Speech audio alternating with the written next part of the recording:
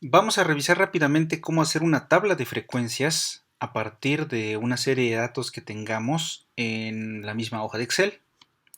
En este caso, en el ejemplo en que yo estoy mostrando en la pantalla, vamos a trabajar con una serie de pesos en kilogramos de varios estudiantes, de varios compañeros, de varias personas. Y ustedes podrán observar que los pesos no tienen por qué estar ordenados, ¿sale? Los pesos pueden estar registrados de acuerdo a como por número de lista, por ejemplo, puede estar registrado de acuerdo a cómo se sientan mis compañeros en las bancas del salón, etcétera, ¿verdad? Entonces, los datos observo yo que están desordenados porque aquí tengo 54.8, pero por otro lado por aquí tengo 55, aquí tengo un 69, aquí tengo un 83, pero de igual manera tengo un 91 y un 88, etcétera. ¿Sale? Entonces, ¿qué necesito yo para hacer mi tabla de frecuencias? Una tabla de frecuencias como la que con estas columnas es la que yo quisiera construir. Observen ustedes que en los ejemplos que yo les he estado poniendo, después de los intervalos, inmediatamente después les pongo frecuencia absoluta, pero en este caso estoy poniendo frecuencia acumulada. No importa el orden en que los ponga, en este caso estoy poniendo primero frecuencia acumulada porque va a funcionar más rápido para la manera en la que lo puedo hacer en Excel. ¿Sale? Entonces, ¿qué necesito yo para la tabla de frecuencias? Necesito todos estos datos. Necesito cuántos datos son, el que es la n mayúscula, cuál es el mínimo, el máximo, el rango, el número de intervalos en el que yo voy a organizar mis datos y de qué tamaño va a quedar cada clase.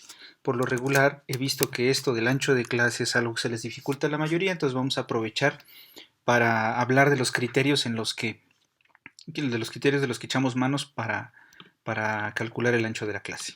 ¿Vale? Entonces, nuestro número de datos, ¿cómo lo voy a calcular? Le voy a poner igual porque así es como inician todas las fórmulas en Excel. Y como lo que quiero es contar mi número de datos, voy a poner contar. Abrimos paréntesis, selecciono toda la región en donde están mis datos y cerramos paréntesis. Ok, 63 datos. Entonces, ¿será cierto eso? Pues sí, ¿verdad? Porque tengo yo aquí 9 renglones, lo pueden ver desde acá. Y desde la A hasta la F son 3, 4, 7 columnas. Entonces 7 por 9 son 63. Ok, entonces sí es cierto. El valor mínimo también tiene una fórmula Excel para calcularlo. Voy a poner aquí valor mínimo, paréntesis. De nuevo selecciono todos los datos, cierro paréntesis, enter y tengo ya el número mínimo. El número mínimo es 54.82, es el peso más pequeño de la colección de estudiantes. ¿Dónde está? Ni siquiera lo veo de improviso, ¿verdad? Pero no necesito buscarlo porque ya sé que ese va a ser el mínimo. ¿Sale? Máximo. Lo mismo. Hay una sintaxis, max, abrimos paréntesis, señalo todos los datos, cierro y ahí está el máximo. ¿Ok? Y entonces finalmente el rango va a ser la distancia que hay entre el mínimo y el máximo. Eso se calcula quitándole al máximo el mínimo.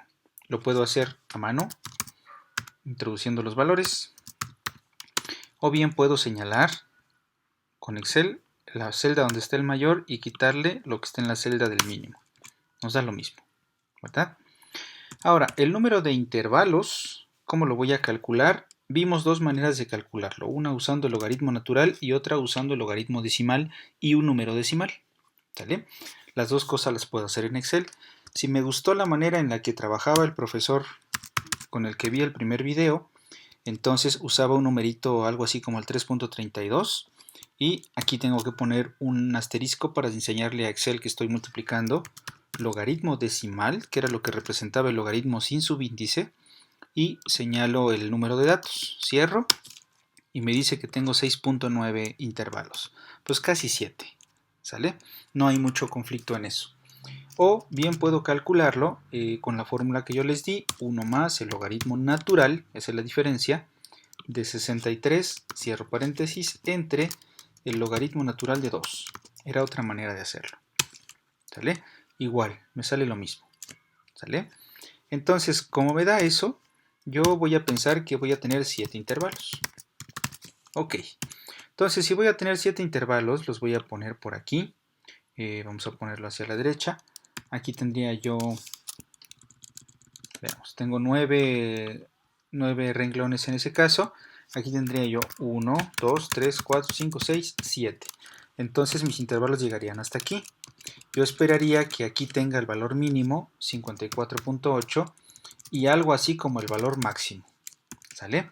Esa es mi carta Santa Claus. Mi acomodo de los intervalos, de la amplitud de cada uno de los intervalos de las clases, debe ser tal que aquí tenga yo el valor máximo.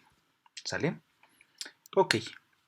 Entonces, ¿el ancho de clase cómo va a ser? Pues si hay un rango de 36.6 unidades de distancia entre el mínimo y el máximo, y eso lo quiero repartir en 7 renglones, en 7 intervalos, cada clase debe medir algo así como 5.22 kilogramos. ¿Sale? Y aquí es donde empiezan los conflictos, ¿verdad? Debo usar 5.2, debo usar un 5, debo usar 6, lo redondeo, ¿qué le hago? Para tomar una decisión al respecto, lo más conveniente es fijarse cuál es la naturaleza de todos los datos. Ustedes pueden observar que todos los datos están dibujados a partir de un decimal. O sea que las unidades que le importan a la gente, en este caso, que recopiló los datos, les importan los decimales. Entonces, mi ancho de clase en principio debería estar dado también a un decimal para que todo funcione de la misma manera. Entonces voy a proponer el ancho de clase 5.2. Ahora, una vez que lo propongo, la dificultad también es la siguiente. 5.2 de aquí para acá o 5.2 del inicio de un intervalo al inicio del siguiente. Vamos a hacerlo de las dos maneras y vamos a ver qué es lo que sucede.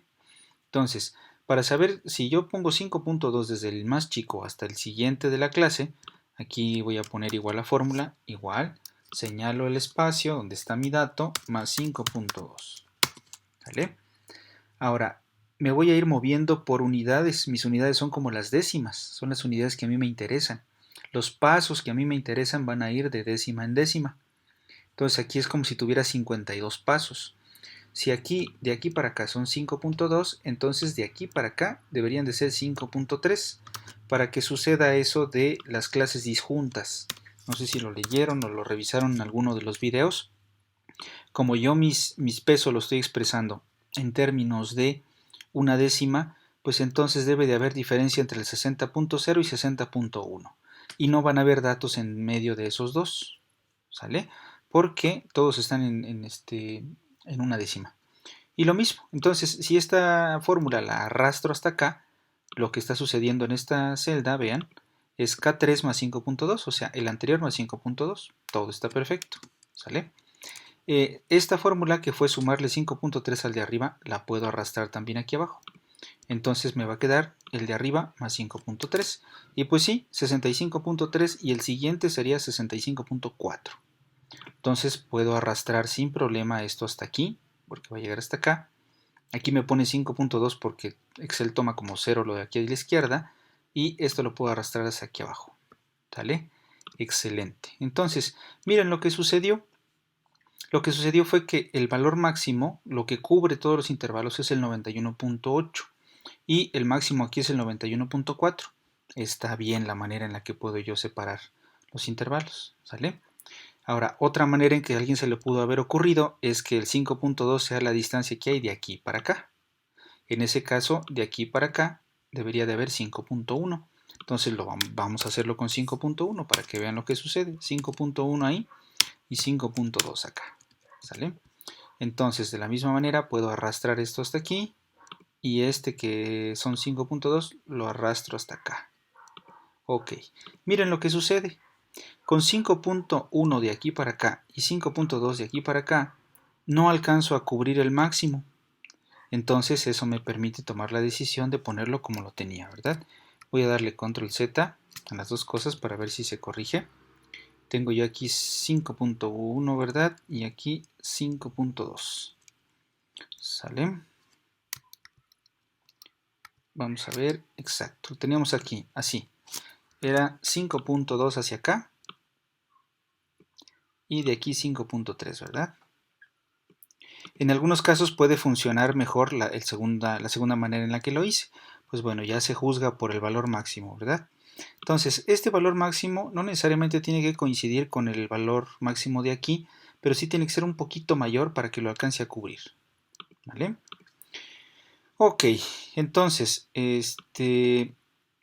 ¿cómo calculo los límites reales? ¿Cómo marco los límites reales? Pues los límites reales, si esto está en términos de un decimal, el límite real va a quedar en términos de dos decimales, porque es el valor que está En medio, por ejemplo, ¿quién está entre 65.3 y 65.4? Pues va a estar 65.35.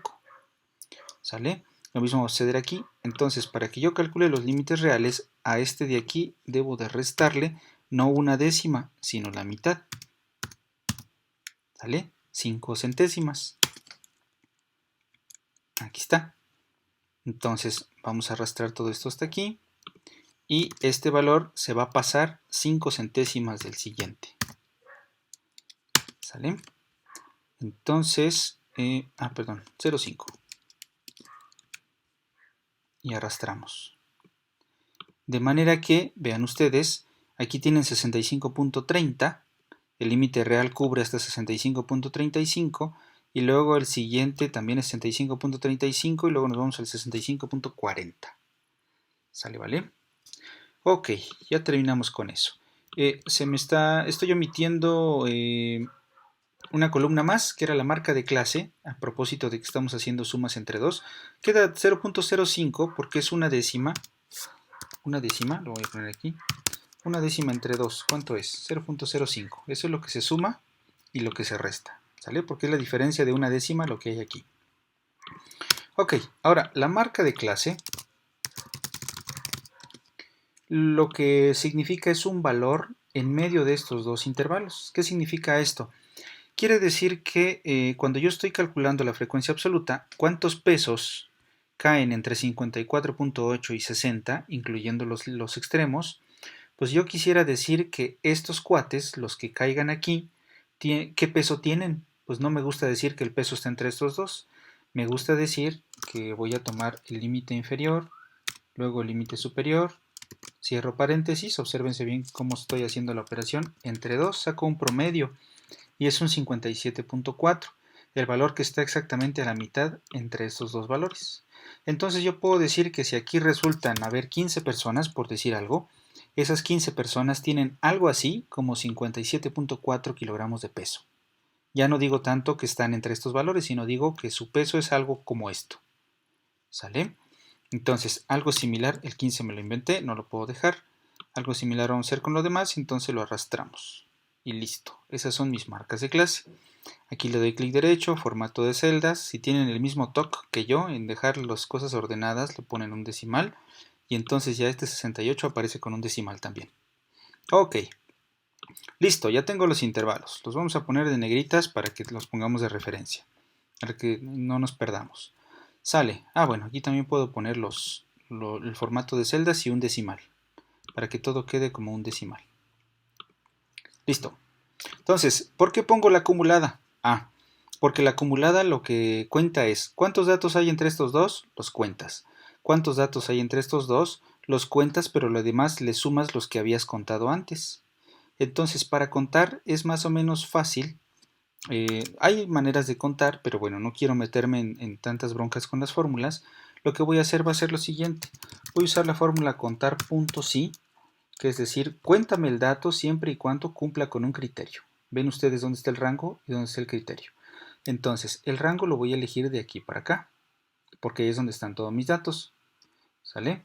Pongo coma y entonces pongo el criterio con el que yo debo de contar las cosas. Entonces le voy a poner comillas menor o igual, ahí pongo el símbolo, a 60.0. ¿Vale? Cierro las comillas y cierro el paréntesis. Enter. Y me dice, fíjate que hay 5 datos que están por debajo del 60 o que son igual a 60. Sale. Entonces en el primer intervalo caen 5 datos. ¿Ok? Algo similar voy a hacer yo aquí abajo. Voy a contar cuántos van menores de 65.3. Uso la misma sintaxis. Entonces, para no estar escribiendo las cosas, lo que voy a hacer es arrastrar la fórmula. Solo que la fórmula va a cambiar, fíjense. Aquí puse de A1 a G9, donde están mis datos. Cuando le doy clic aquí, me señala la región a la que se refiere. Pero si me voy a esta fórmula que yo arrastré, pues todo bajó una unidad, inclusive este espacio, ¿verdad? Ya dejé fuera estos. Para que no suceda eso, en la fórmula yo voy a poner A1 y le pongo un signo de pesos para decir bajo ninguna circunstancia muevas el A1 y bajo ninguna circunstancia muevas el G9. Eso es lo que quiere decir el signo de pesos. Enter. Entonces aquí arrastro todo esto hacia abajo y lo que ya va a estar bien es la fórmula. La fórmula, fíjense, no va cambiando. Observen cómo voy moviendo mi cursor aquí y no va cambiando el A1G9, pero tampoco va cambiando el 60. Eso no es correcto, ¿verdad? Entonces aquí lo cambio por 65.3 porque es el menor. Aquí lo cambio por 70.6. Y así nos vamos, ¿verdad? 75.9. Se puede hacer también de otra manera, pero lo vamos a poner así para tomar conciencia de los números. Muchas veces los ejercicios que uno les pide, se les pide de cierta manera para que ustedes tomen conciencia de lo que estamos haciendo, no tanto porque uno los quiera torturar, ¿verdad?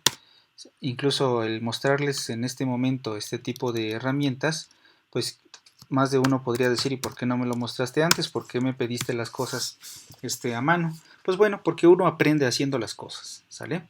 Y por eso estamos enseñando a hacerlo en Excel ahorita, para que tengamos una herramienta una vez que ya sabemos cómo funcionan las cosas. Observen ustedes, tienen un 63 al final, eso siempre va a suceder. La frecuencia acumulada dice, hasta antes del 60 había 5 datos. Antes del 65 había 13. No quiere decir que estos 13 estaban aquí en el intervalo, sino quiere decir que estos 13 ya incluyen a los 5 que estaban aquí. Entonces en este intervalo los que había son 8. ¿Sale? Y eso es lo que va a medir la frecuencia absoluta. Va subiendo la frecuencia acumulada como debe de ser hasta llegar al total de los datos. Cuando yo ya terminé de pasar por todos los intervalos, ya tengo todos los datos ahí. ¿Ok? Sale, para contar las frecuencias absolutas, en este caso va a ser igual a porque en el primer intervalo, pues solo llevo 5 datos, que son los 5 que estaban allí. Para el siguiente, lo que tengo que hacer es a restarle el anterior, para saber cuáles fueron los nuevos datos. 8 datos aportó este intervalo, porque 5 más 8 son 13. ¿Sale? Y entonces ya puedo arrastrar sin broncas. ¿Por qué? Porque 13 datos fueron los nuevos. Si tuviste 26 aquí es porque atrás tenías 13 y nuevos fueron 13. Si tienes aquí 40 es porque ya tenías 26 y nuevos fueron 13. ¿Vale? Y así nos... A ver, creo que aquí tenemos un detallito, ¿verdad? Sí, aquí... No, perdón, aquí el 14. El 14 son los nuevos datos que hay en este intervalo. Sí, perdón, me distraje. Ok, entonces, para saber si están bien las cosas, aquí vamos a calcular la suma. Vean cómo calculamos la suma de todo esto. Y todo esto debe dar 63. ¿Sale? Porque es el total de los datos. Aquí sí me está diciendo la absoluta que en este intervalo habían 5, en este intervalo habían 8, en este intervalo habían 13. ¿Sale? Y así nos vamos. Ok, para la frecuencia relativa igual. Tengo yo que tomar la absoluta entre el número de datos, que son 63. Me lo va a poner como un decimal. Yo puedo elegir aquí en Excel de qué manera pongo el decimal. Si quiero hablar de un porcentaje, que es como la finalidad de la última parte, aquí le voy a dar clic derecho, formato de celdas, y basta con que el número sea a 4 decimales, porque recuerden ustedes que los dos primeros decimales son el porcentaje, el porciento, y los otros dos serían las décimas del porcentaje. Ok, ahí está, a 4 decimales. Entonces la frecuencia relativa, nada más puedo darle igual, que sea exactamente igual al de la izquierda. Ok, pero ahora el formato de las celdas es que sea porcentaje. Aquí está, porcentaje. Posiciones decimales, vamos a decirle 2. Listo. ¿Sale, vale? Fíjense, 7.94, 12.70%, etc. Ahí está. Entonces, ¿cuánto debe sumar la frecuencia relativa? La suma de todas las fracciones. La suma de todas las fracciones es un 1. ¿Ok? La suma del porcentaje, pues tiene que ser mi 100%. ¿Ok? Bueno, y finalmente yo podría señalar estos intervalos que bien pueden ser representados por la marca de clase, y si quiero graficar la frecuencia acumulada, ya con esto termino, señalo las dos columnas. Este cuate, que es la marca de clase, es un representante de mi intervalo. Entonces va a quedar en el eje X. Si bien en el eje X va a aparecer un puntito, yo voy a sobreentender que ese puntito hace referencia a ese intervalo. Era la diferencia entre las gráficas de barras, que se mostraban con intervalos o con marcas de clase. Se puede señalar lo mismo, pero ya sea con un punto o con un intervalo. ¿Sale? Entonces aquí tengo yo seleccionadas columnas, marcas de clase y frecuencia acumulada. Quiero graficar frecuencia absoluta, ¿verdad? Fue lo que les pedí en los problemarios. Para seleccionar dos espacios que tienen algo en medio, selecciono esto, luego le aplasto control y selecciono esta otra parte para que me seleccione esos dos. Ok, insertar. Nos vamos a gráficos recomendados y ustedes pueden observar que ya me está generando aquí un gráfico. Este es un gráfico de barras, este también, y este es una gráfica poligonal, vean, es una ojiva. Entonces, en este caso yo quiero un gráfico de este estilo. Ahí está. Entonces, ¿qué es lo que estoy graficando? ¿Quién contra quién? Esta marca de clase. ¿Quién tiene este peso? Pues esta cantidad de estudiantes, 5. ¿Sale? Entonces aquí vamos a poner frecuencias absolutas, porque es lo que estoy graficando, y ya tengo mi gráfica. ¿Ok? Puedo yo cambiarle muchas cosas. En este caso, puedo agregar etiquetas de datos, ahí me va a decir cuántos son, o sea, el 5, 8, 13, no sé qué, son los datos que van en la parte de arriba, ¿verdad? En la vertical. Y en la X van las marcas de clase, que bien puedo yo reemplazar por intervalos. ¿Sas? Y observen finalmente cuál es la forma de la gráfica. La forma de la gráfica de nuevo se parece a la curva normal. ¿Qué será el objetivo? Esa es la regla de Sturges. Sturges les dice, ok, para que tus datos queden más o menos de manera normal, júntalos en 7 intervalos, acomódalos en 7 intervalos, ok, eso hice, ¿sale? Y entonces quedan acomodados de manera normal. Entonces, ¿dónde está el promedio de los datos más o menos? Pues va a estar por aquí en medio. Eso sería algo interesante. Lo voy a hacer nada más, no se los estoy pidiendo en ninguna parte ahorita, pero podemos calcular el promedio, por ejemplo, de todo esto. Cerramos paréntesis y miren, 72.7. Pues sí, por ahí está el promedio, ¿verdad? Ahí es donde se acumulan las cosas. Solo que de esta manera pareciera que está un poquito más en medio. Pero bueno, ya vamos a hablar de esa diferencia entre promedios para valores no agrupados y promedios para tablas de frecuencias. Ya platicaremos de eso en el siguiente parcial. Ok, y finalmente, con estos mismos dos datos yo puedo insertar, fíjense que están señalados, un gráfico de pastel. Aquí no me da la opción, pero puedo yo elegirlo de aquí. Aquí está. Bueno, incluso pueden poner uno que se vea más mono. Ahí está. Bueno, me cambió la gráfica, ¿verdad? Pero vean, ahí tienen ustedes su gráfico de pastel. ¿Vale? En realidad las etiquetas son 14, 14, 5 y 5, pero ustedes saben que lo que están graficando en realidad son las frecuencias relativas, porque el tamaño de la rebanada está en relación con el total. ¿Sale? Lo único que hace Excel es poner 14 datos entre 63, o sea, lo que yo estoy haciendo aquí en la frecuencia relativa. Si ustedes hubieran seleccionado esos dos, vamos a ponerlo aquí, y hubieran insertado el gráfico de pastel, les hubiera quedado algo muy similar. ¿Sale? Aquí el amarillo y el azul son lo mismo de por acá, el 5, etc. ¿Sale? ¿Vale? Pueden hacer las dos cosas.